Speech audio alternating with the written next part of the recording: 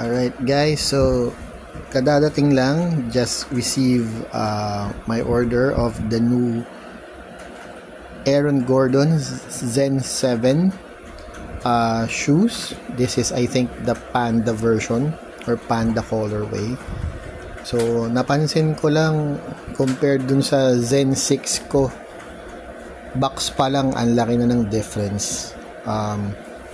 This box is very common, parang hindi siya kasing pinaghandaan gaya nung box nung Zen 6, kasi yung Zen 6 diba parang pull out, ano siya pull out style, tapos ang ganda nung presentation.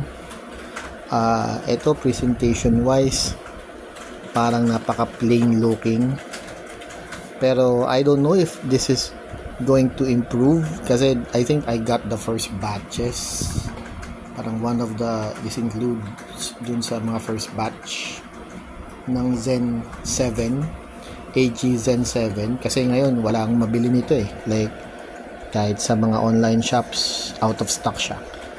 So ganyan yung itsura ng box. Ayan.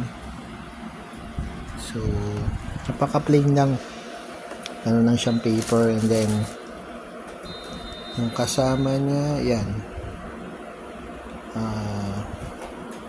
CQ Quick, yung parang technology ng foam, and then 361 diamond grip. Yan, okay. So now let's go to the actual shoes. Alright, so guys, ito Aaron Gordon Zen 7. So simulan natin. Ang pinaka pangbenta nito, itong back part, nandito yung malaking Aaron Gordon logo, and as you can see merong panda, yung panda parang image dyan, and I don't know what's the what in Chinese. And as you can see guys, itong material niya parang mesh, perforated mesh. Ito yung side profile. Yan, side profile niya. Maganda yung material actually. Hindi mo sasabihin tinipid pero yun nga, compared dun sa Zen 6, iba yung material nito. Ito para siyang leather, itong black, and then ito para siyang mesh pero malambot. Then I think ito yung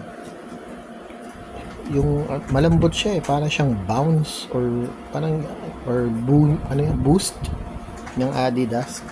Ganun yung pakiramdam niya. And then dito may nakalagay V diamond grip. So ito siguro yun, yung para dun sa outsole nila. So ito yung outsole, and then ito same material siya nung nasa gilid, yung parang CQ something. Ayan, so yan, may nakalagay doon.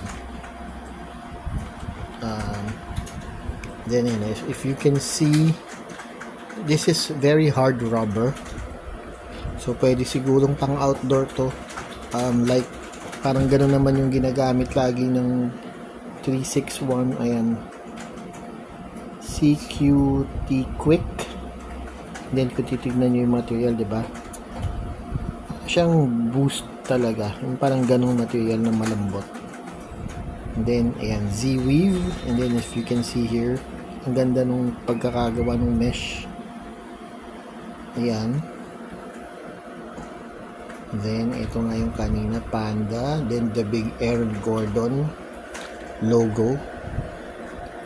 And then let's go dito sa bandang loob niya. So as you can see, okay lang naman yung foam, hindi sobrang kapal, hindi rin naman manipis. Pero kung i-compare mo siya dun sa AG5 na makapal yung cushion niya dito sa likod, mas manipis to ng konti. And then if you will notice, dito sa may ibabaw niya, yan yung design. Ang ganda lang nitang niya kasi para siyang parang balahibo ng panda, ganun yung dating. Parang kala mo ba towel like texture. And then yan, ganun siya. So ang linis tignan, diba? Malinis tignan, ganda ng forma. And then yung kanyang din, if you will notice yung laces niya, ganun din yung material, parang kala mo balahibo ng panda or parang towel like. So ganun siya, ganda ng texture. Then dito merong nakasulat, naka-engrave Zen. So ayan guys, zinuzoom ko para makita nyo yung material. Alright, ito parang leather siya eh. Ito leather type, then mesh, then ito mesh din, breathable. Then dito parang towel like na material, kagaya siya nitong sintas. So ito yung side profile niya. Yan, ito yung ibabaw. And then ito yung loob niya. So this is a size 9 by the way. Ayan siya, size 9. Then ang ganda lang, pag tinignan mo yung insole niya, ayan, merong nakikita panda, diba? So ito siguro talaga yung panda colorway. So anyways, if we're going to look dun sa both pairs, ayan guys, diba? Ganda. Mas maganda siya in person. I think tong video doesn't give justice to gaano siya kaganda. The materials too. At saka ibang-iba yung design niya dun sa Zen 6. So pag nagkaroon ng time, siguro bigyan ko kayo ng performance review. But for now, ito muna. So that's it. I hope nagustuhan nyo tong quick review ko dito sa Aaron Gordon Zen 7. Thank you guys.